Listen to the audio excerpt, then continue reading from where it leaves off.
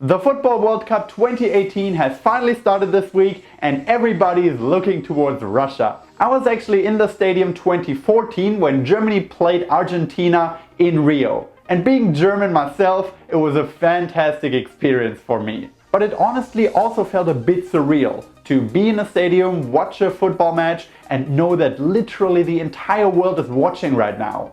And it got me thinking, what is it that makes football so intriguing? It's not just that it's a beautiful game, it's really the stories around the matches. It's the players that we've known and followed for such a long time. It's the memories that we have watching football in the past. It's all the hopes and dreams that we put into every single moment of a World Cup.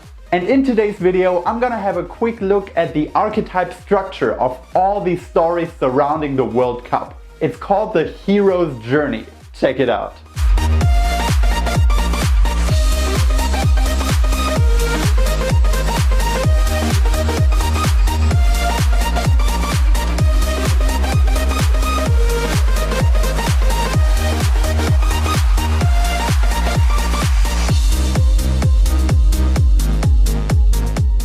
The hero's journey was something first put into words by the author Joseph Campbell. He looked at a lot of stories all around the world, told by different cultures in different times, and realized that they all follow a similar structure. And he called that the hero's journey.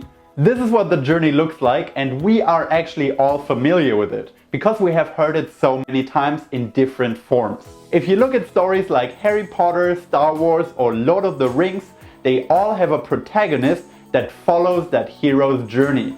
You have that initial call to adventure, then meeting mentors along the way, facing enemies, finding allies, enduring tests, hitting rock bottom, and then eventually resurrection and ultimately success. Now, what does that all have to do with the Football World Cup that is happening right now? Well, winning the Football World Cup is simply the greatest achievement that you can get as a professional football player. It is the end to your hero's journey. And all these great teams with their fantastic individual players are basically all competing against each other to reach the end of their quest. And as a spectator, we simply cannot help but watch and root for them, because we have been following their journey for such a long time. We've known them for years or maybe even decades, and we've seen them try again and again, failing again and again.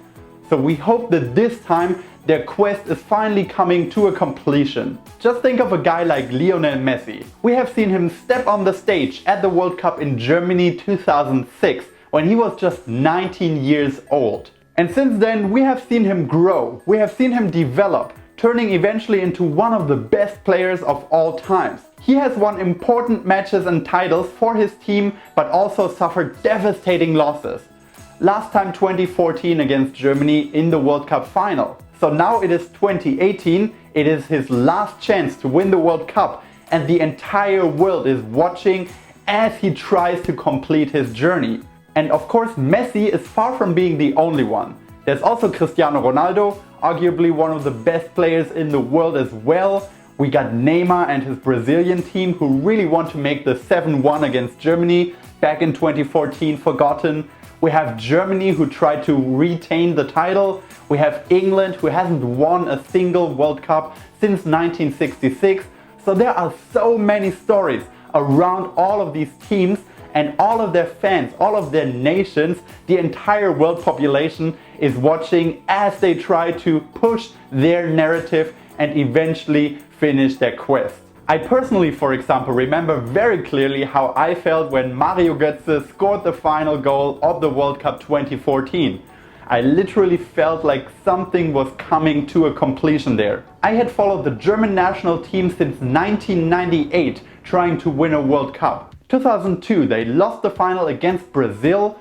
2006 they lost the semi-final against Italy in overtime in the World Cup that was hosted by Germany, which was a really traumatic experience for me and a lot of other Germans, and it was really that rock bottom stage of the hero's journey for me personally. 2010 we came back stronger than ever and we had a very young but very talented team. We felt like surely this is our time now. But again, we lost in the semifinals against Spain because they were just a bit more experienced, They wanted it a bit more, and honestly they were a little bit better.